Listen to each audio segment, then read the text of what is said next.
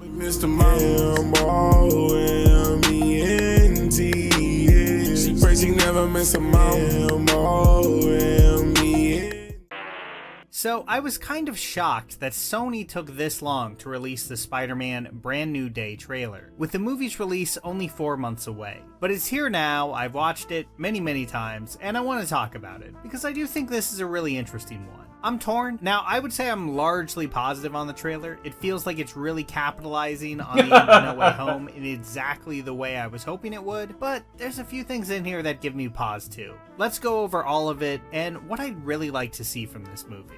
Okay, so initially, I was going to spend a decent portion of this video complaining about how they released this trailer, the whole drip feeding it out in 2-second clips thing, but whatever. The farther it gets in the rearview mirror, the less it feels like it matters. I'm sure counting all of that stuff was a great way to boost those crazy view stats that Sony has been blasting out. I found it annoying. It seemed to be a big win for them in the end, and it landed them big headlines, so sure, whatever, I'm over it. Let's just focus on the trailer itself. The first thing it does, and I would say the main objective that these few minutes seem to have, was to make it very clear that the end of No Way Home is the entire premise of the movie. That despite the time jump, they're not backing down from that or setting up a status quo that's radically different than where we left Peter Parker. Lost and going through the motions with only his identity as Spider-Man to give him purpose. That's exactly what I wanted to see. It's not that I didn't like Holland's previous movies. I did. I think at this point I'm a lot more positive on them than a lot of creators seem to be. But I think this reset for the character is a good and blunt way to give Peter a much harder go of it, and I'm excited to see how that plays out.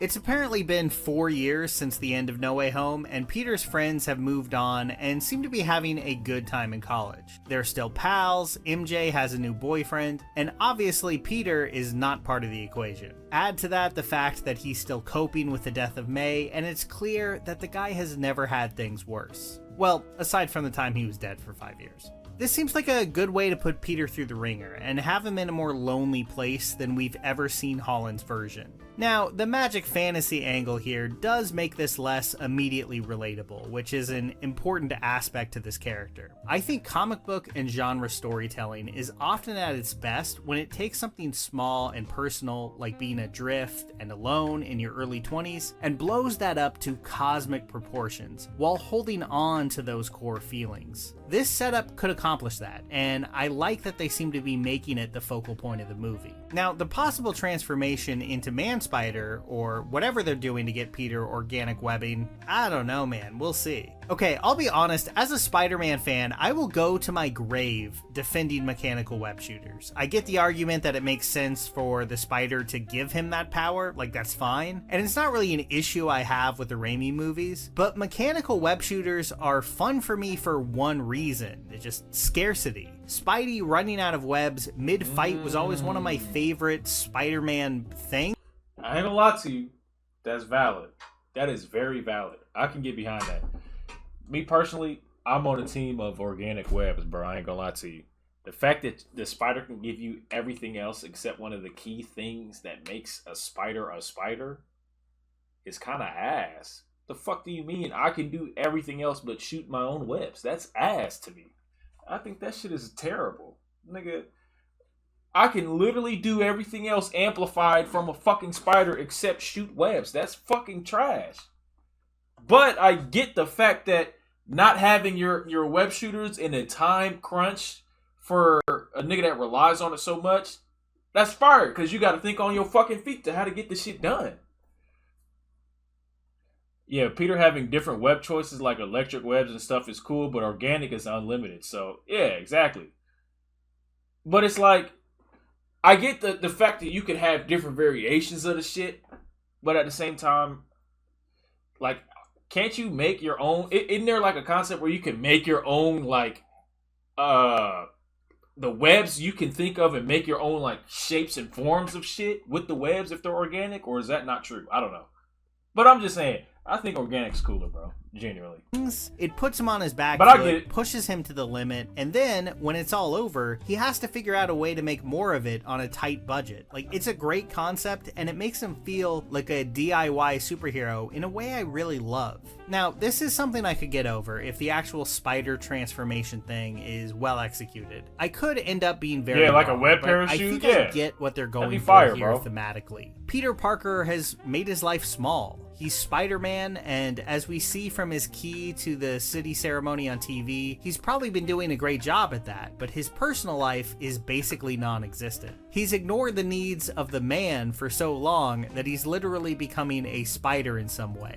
Now, how they'll justify that in the story, I really don't know. I wouldn't be surprised if they went with something similar to the Man-Spider story in the 90s animated series, where they went about it pretty simply, with his spider bite just started causing mutations in him years later. This is really straightforward, and in a movie that seems to have as that would many be villains fire, as bro. Brand New Day does, it's probably the easiest way to do this and keep the story moving. I don't know, it's a weird one, and that web cocoon we see in the trailer is most similar to the other, that mid-2000s comic that gets extremely mystical, which would feel so weird with the established tone of MCU Spider-Man. But, you know, this is a soft reboot they're going for here, so who knows. I'm hoping they can pull it off, and not have it feel wildly out of place with this take on the webhead.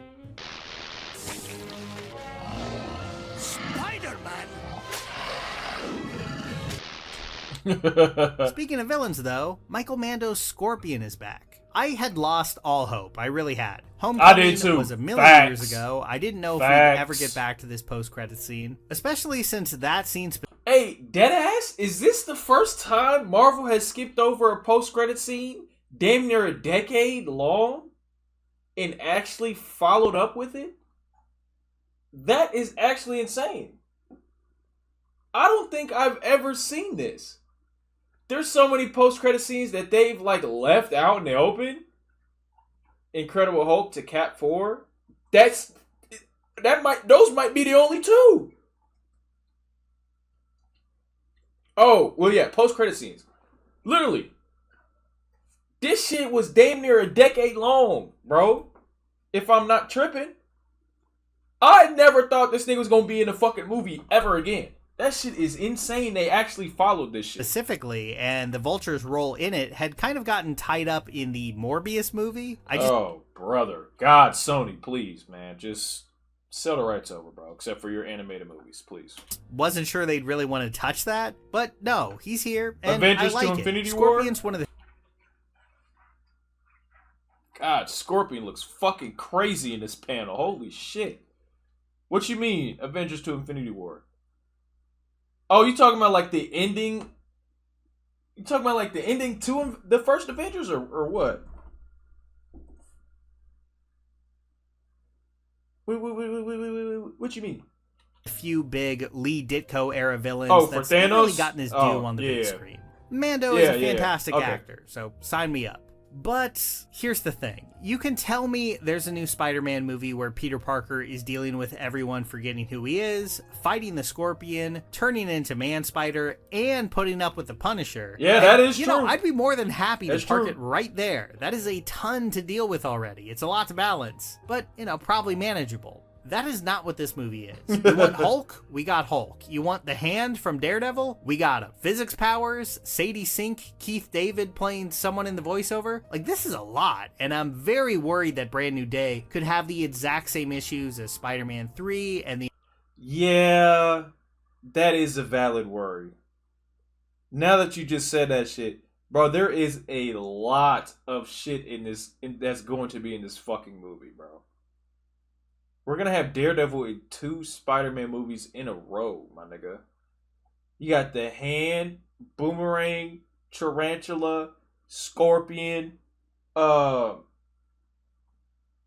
Sadie Sink, Hulk. Holy shit. It's a lot of fucking people, bro. Amazing Spider-Man 2, where there's just so much going on, especially with the villains, that everything feels a little half-baked and it drags down even the good moments. I am really hoping that's not the case. And honestly, as much as I'd Oh like no, to this see shit might be a gas lot though. of Mando as Scorpion, I would not be surprised if he was more of an opening sequence villain. Someone we see Spider-Man battling at the very start to establish the daily life of Peter Parker for the last 4 years. I already got a feeling they will I'm interested be. to see how much Bruce Banner... Like maybe not the hand, but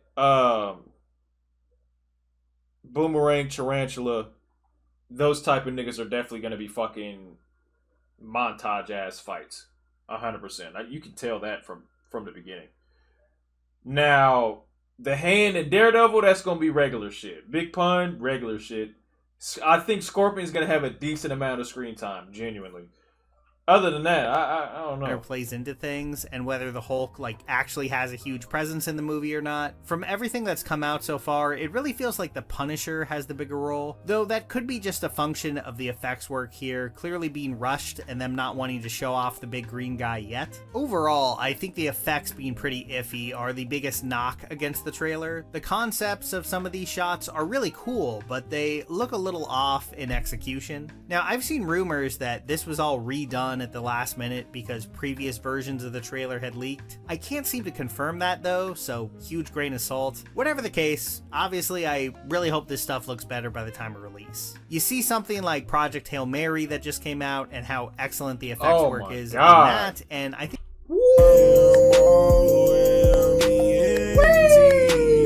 She prays she never miss a moment. Call me on like I when you want. Fucking masterclass of a fucking movie, bro. Fucking masterclass of a movie, my nigga. I need to go see this shit in theaters again. I need to. This shit was fucking fire, bro. Trey, please do yourself a favor and go watch this movie. Please. Gas, bro. I think it's clear that Marvel and Sony need to step it up a little bit. What? Maybe give these workers a little more time. Anyway, I am very curious who Keith David is playing. I know that voice anywhere, and with him acknowledging the movie on social media, I think it's pretty safe to say that, yes, you got him.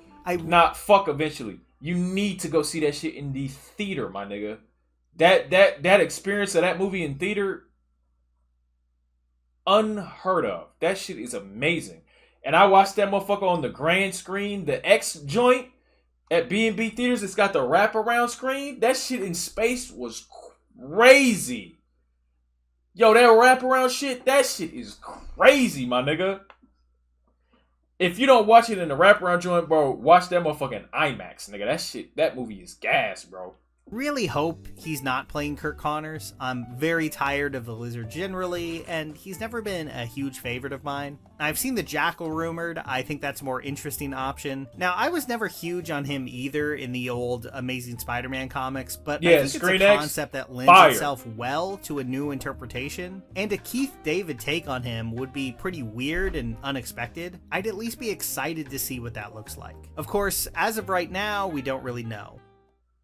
And then there's Sadie Sink's character. If this is Jean Grey, what a strange way to start rolling out the new X-Men, right before the old X-Men are a big part of Doomsday. For that reason alone, I'm not really buying it. Typhoid Mary does seem more likely, but, just talking about all of this, it feels like there's just too many moving parts. So that's my main concern. Can Brand New Day manage to make all of these disparate elements actually cohere into something that works? I feel like in so many ways, Brand New Day sets itself up to be the stripped down, back to basics Spider-Man. I would really appreciate that. I would really love I don't know, bro. That shit feels a little weird, bro. Like, why?